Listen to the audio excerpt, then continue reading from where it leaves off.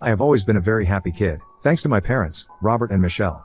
From bedtime stories to family dinners, I grew up surrounded by their love and support. I was about to turn 21 last week. My parents decided to make it special by throwing a surprise birthday party for me. They gifted me tickets to a Taylor Swift concert, knowing how much I loved her. I was beyond thrilled and had a fun evening with my friends singing to my heart's content at the concert. When I returned home after the party, I felt content and happy. The night had been magical, thanks to the love and thoughtfulness of my parents. I noticed a change in the atmosphere as I saw my parents having a quiet conversation in the kitchen that seemed serious. Curious and a bit worried, I asked them if something was wrong. They motioned for me to sit down, and I could sense that they wanted to talk about something serious. I joked if this was about my messy room, trying to lighten the mood. But my parents didn't smile, which made me a bit nervous. We sat down in the living room, and my parents took a deep breath and handed me an envelope. I looked at it curiously, thinking maybe they wanted to give me something again for my birthday, but my mom interrupted my thoughts. She told me that before I opened the letter, they wanted to tell me something very important, something they had been debating for a long time. At this point, I was filled with a mix of curiosity and a tinge of anxiety. I nodded, urging them to go on.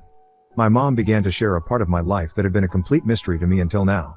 She revealed that they were not my real parents and had, in fact, adopted me from my bio parents when I was just 3 months old. As her words hung in the air, I felt a whirlwind of emotions.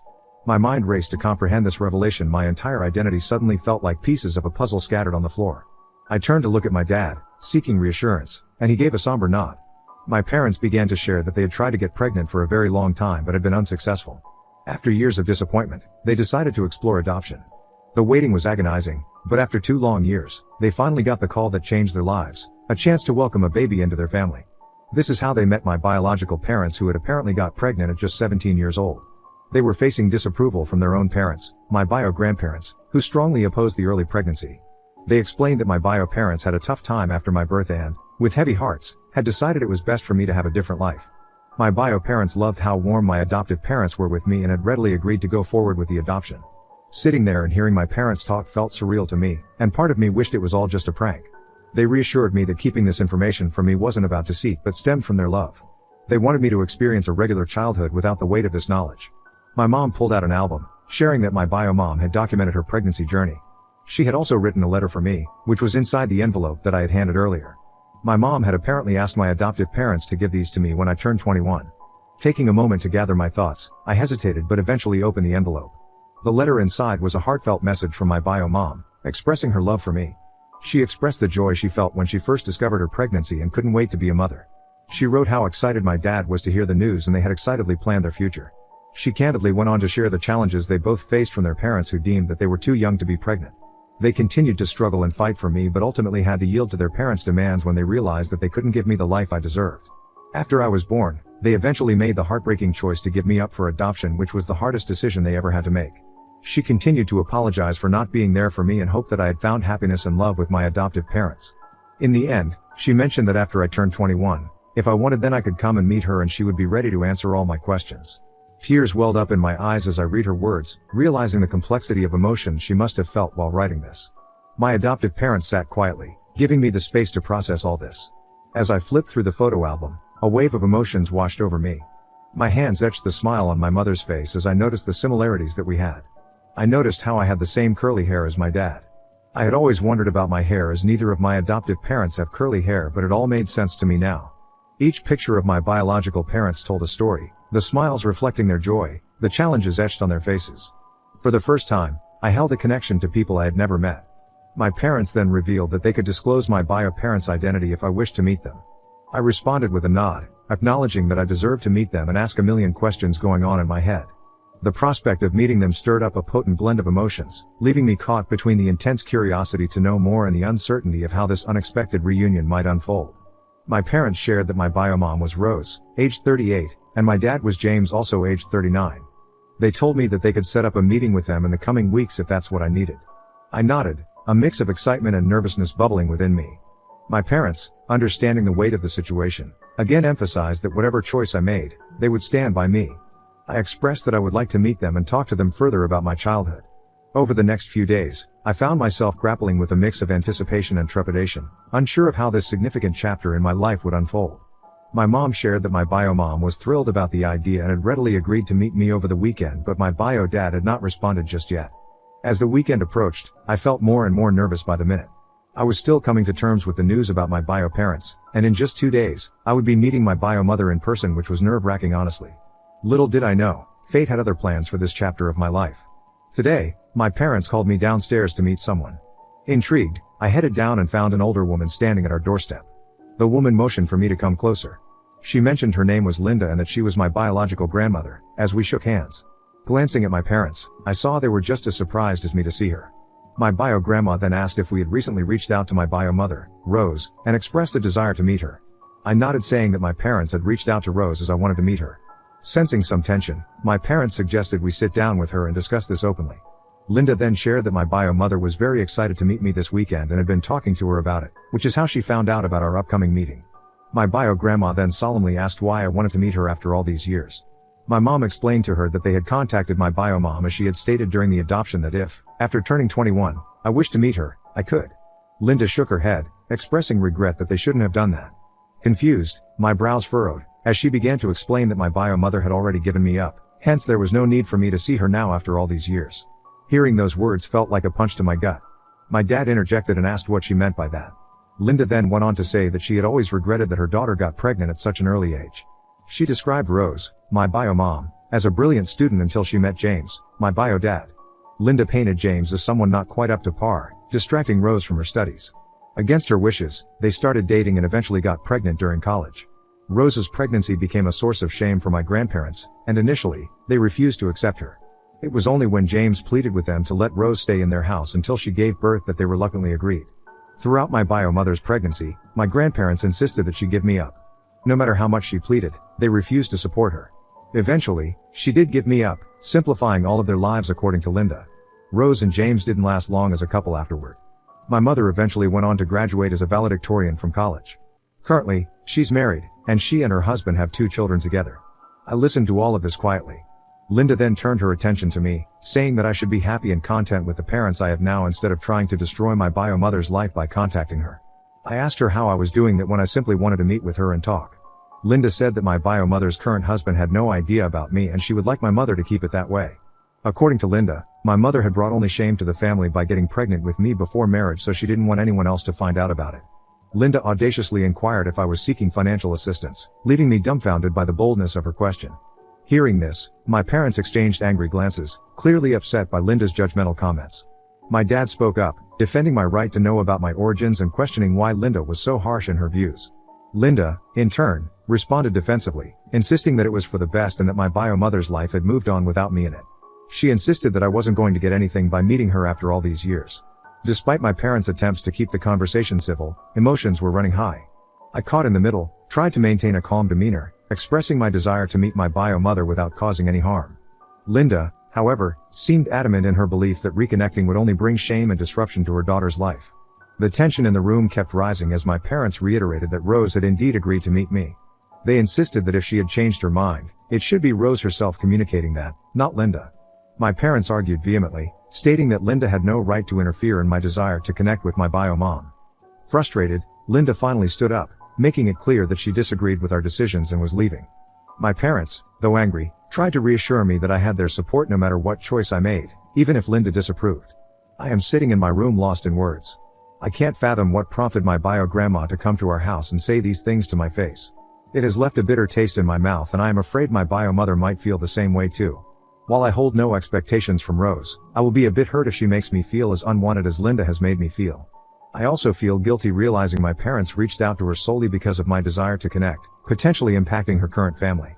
So Ida for having reached out to my bio mother and potentially jeopardizing her life with her current husband and children? Should I cancel our plans to meet and leave things as they are? Update 1. My bio dad reached out to my parents. Yesterday after Linda came to meet us, I was feeling really down, but my parents shared that my bio dad, James, had replied back to their message and would love to meet me. Apparently, he had been overseas for work and missed their initial Facebook message. Knowing he's eager to meet me brings relief and adds a touch of happiness to my spirits. I am supposed to meet Rose tomorrow, but I am really nervous and still unsure. I have been wondering if I should cancel the plans. I am afraid that Linda might turn up during our meeting and start yelling at me again. Wrestling with these thoughts is overwhelming, and I am grappling with the decision to either face this head on or reconsider the plans altogether. Update 2. It's been a few days since I gave an update to my last story. I finally met Rose and James during the weekend as I had mentioned earlier. I went to the cafe thinking that I was only supposed to meet Rose. As I nervously entered the cafe, my emotions were a whirlwind. I looked around and recognized them almost instantly, as it was like staring into a mirror. There they were, my bio parents, waiting for me with a mixture of anticipation and uncertainty etched on their faces. Rose, my bio mom, smiled warmly, her eyes reflecting a blend of emotions: love, curiosity, and perhaps a touch of anxiety. James, my bio dad, stood up to greet me, with a genuine expression that mirrored both excitement and apprehension. Our initial interaction was a mix of awkward smiles and hesitant words. Rose broke the ice by asking if I had any questions. Encouragingly, she looked at me as I hesitated before asking why they decided to give me up despite facing financial troubles. Rose began to explain that at the tender age of 17, navigating college life, she found herself with no support system as a first-time mother. She and James had earnestly tried to secure employment, but the demands of their intensive classes made it challenging to find a job that could sustain their basic needs. James added that his parents had passed away long ago, leaving him with no one to turn to for assistance. Tears welled up in Rose's eyes as she continued to stress that she had been willing to sacrifice her career, but her parents vehemently opposed her, going so far as to threaten to cut her off entirely. It became clear to her that she wouldn't be able to provide me with the life I deserved. James interjected, expressing their commitment to providing me a better life, one they believed they couldn't offer at that time. He expressed how extensively they had discussed the adoption situation, and it had left both of them emotionally scarred. He shared that they couldn't overcome the pain after giving me up, ultimately leading to their separation. Rose, now silently crying, reached out and held my hands, a mixture of sorrow and connection lingering in the air. I could sense the deep sadness and regret in both of them. Curious, I asked them if they ever regretted giving me up. James, with a heavy heart, admitted, every day, and broke down emotionally. Witnessing their pain unfold before me made me feel bad. It was strange, just moments ago, they were strangers, yet now, as they cried, I could feel a connection with them that I couldn't explain. To lighten the mood, I asked them to share the story of how they met. Rose, warmly smiling, perhaps reminiscing about their fond memories, shared how James had persistently pursued her for 5 months before she finally agreed to go on a date with him. James joked about finding every excuse to spend time with her, admitting to spending hours in the library just hoping for a chance to talk to her. He thought he would have had to pursue her even more, but, thankfully, she said yes. Linda blushed at this, and we all shared a laugh. Watching my bio parents laugh and share about their college days like two giddy teenagers warmed my heart. As they continued to share stories, the initial tension in the air began to dissipate, replaced by a growing sense of understanding and connection. They talked about how they eventually fell in love with each other. Linda reminisced about the day she found out she was pregnant and had revealed her pregnancy to James. She described how he leapt out of the chair in joy to hug her. Despite her initial hesitation about how he would react, James reassured her that he would do anything for her. I realized that even though they couldn't keep me and had to eventually give me away, I was a product of their love and I couldn't ask for anything more than that. I mustered the courage to express my gratitude for the photo album and the heartfelt letter. Rose, visibly moved, shared how she had carefully documented every moment during her pregnancy, hoping that one day I would get to see it. James chimed in, saying that he helped take her pictures, hoping that one day they could show those pictures to me together. Hearing him say this, I gulped back tears. Rose then asked me how my life had been until now. I told her that I never made me feel like I wasn't their child. Hence it was a complete shock when they revealed the existence of my bio parents on my 21st birthday. I continued, expressing how they had provided me with everything I ever wanted and more. Rose and James sighed in relief. They shared that they had spent countless hours meeting parents and had eventually decided on my adoptive parents when they saw how kind they were. They admitted they were apprehensive about how I might perceive them, given the circumstances surrounding my adoption. However, they were grateful to hear that my adoptive parents had created a loving and supportive environment for me.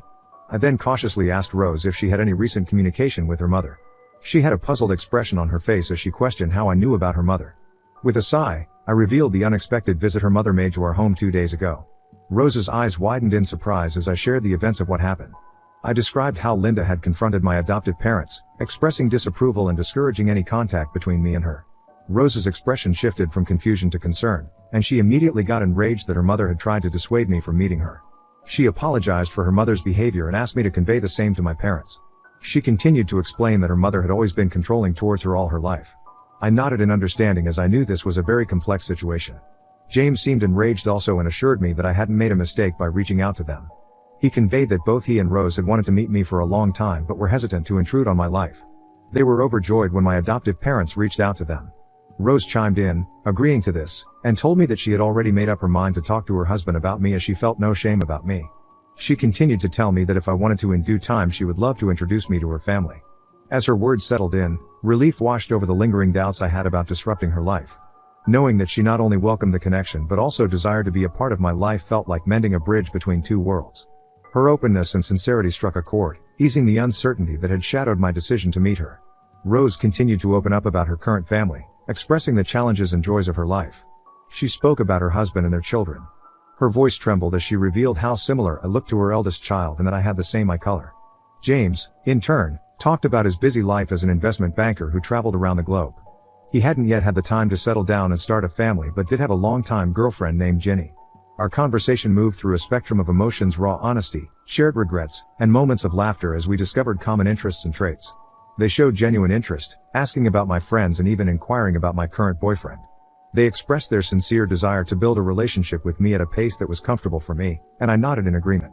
Despite the years that had elapsed since our lives diverged, there was a palpable connection, a shared sense of belonging and the acknowledgement of the intricate web that bound us. As we said goodbye that evening, I felt a bunch of emotions, thankful for the chance to meet, and the realization that this meeting was just the start of something new. Since that day, James and Rose have continued to stay in touch with me. After meeting my bio parents, my adoptive parents heard everything I had to say. They were glad that James and Rose had met me in the cafe together and had been so open to all my questions.